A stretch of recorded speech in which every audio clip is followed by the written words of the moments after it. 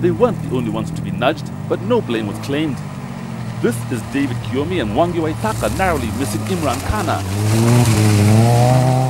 Joan Nesbitt and Tamara Jones squeezed past Patrick Kibara, but further up they got stuck and had left their door open too long.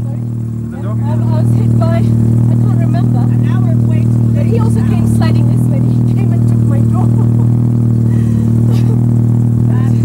If I'll get a tie wrap, I'll just finger it. Getting through with apparent ease, albeit slowly, was a Peugeot 206 driven by Rashid, Kabi and Eric Nzuva. They made it to the stage end to take second in the category. I believed from the beginning that the Peugeot 206 GTI is something that is a car that can do some work.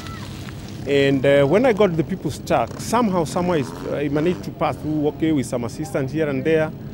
And finally, somehow we got through. Another car to get through without help was the VW Golf of Dennis Mwenda and Edward Doroge. Despite being at the back of the field, they got past every car ahead of them, and although their time was off the charts, they were the quickest to get through. I started, I think, third last, and I was able to pass all the cars that were stuck in the mud, and I ended up finishing second on the road. I grew up in Meru, so I'm used to mud. It rains there all the time. Nearly all the cars needed external assistance. On tow here is Patrick Kibara and Nehrin Ismail, who were dragged faster than they'd been able to drive when they were on their own.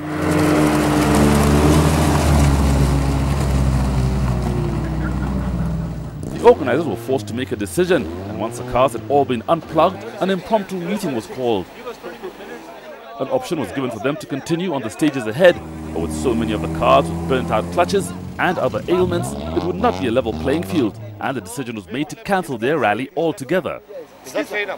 I was so disappointed because right now I was running third. If I could go to the podium, I was now to be the top guy in the championship. Unfortunately, it's over. With the rally nullified for the two-wheel drives, championship positions remained unchanged, with James Kirimi 3 points ahead of Niaz Bashir, with all the top 6 still a threat for the title.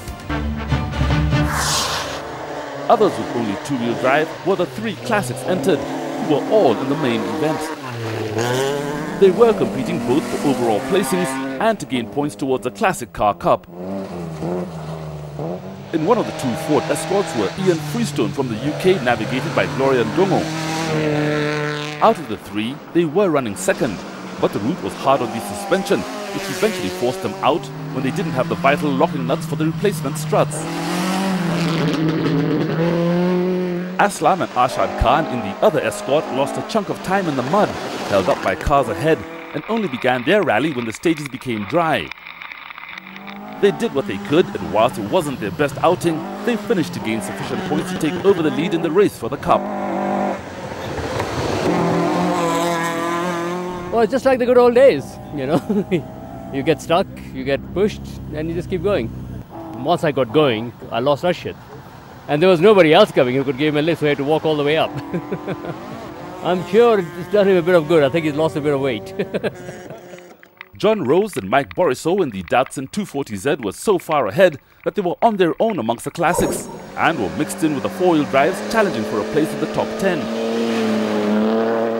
Their advantage was the raw power of the car, combined with an uncanny ability to control it. They came 7th, having lost only 27 minutes to the leader. 2.8 litre 6-cylinder carburetor engine and traction. We got great diff on it, and we put mud tyres on, which were excellent on the back. We've passed on the road 7 4-wheel drives in the mud. At the start of the rally, half the field were made up of Division 3 crews, although this probably wasn't the best rally for them to prove themselves, especially the 2 new drivers. It was the debut outing for Dilraj and Savraj Bui. They got through the stages almost unnoticed, but when they came 12th, it was enough for them to be recognized as the potential threat they will be in future rallies when the conditions are more favorable. They took 3rd in the division. Following a disappointing outing in the Safari, Anthony Tibu and Kabi had taken stock and had given their Subaru a complete makeover, rebuilding it from the bottom up. The meticulous preparation paid off, and with the car reliable, they concentrated on setting impressive times, which rewarded them with 10th overall and 2nd in Division 3. Fahd Barry has high ambitions in the sport, and since he started 1 year ago, his pace has got quicker on every event. With the experienced Kashif Sheikh calling the notes, they never put the wheel out of place to take the division win for the first time and 8th overall.